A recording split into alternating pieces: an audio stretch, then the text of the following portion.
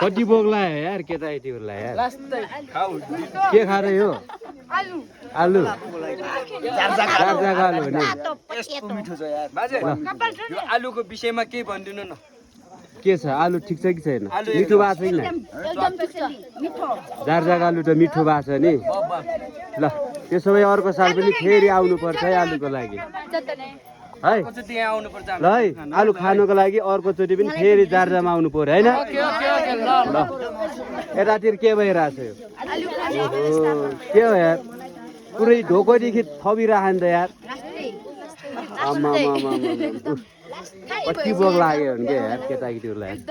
कतिको मिठो भएको छ आलु मिठो भएको नि अब आलु खाने कहाँ आउनु पर्ने हुन्छ अरे अर्को साल नि ल ल ल जारजा मकै पनि खाइरहनु भएको छ नि ल ठिक छ जारजा यसरी मकै पनि खान पाइयो होइन आलु पनि खान पाइयो काँक्रो पनि खाइयो फर्सी खायो कि खाएन खाएनौ नि फर्सी हो ल ल ठिक छ खानु है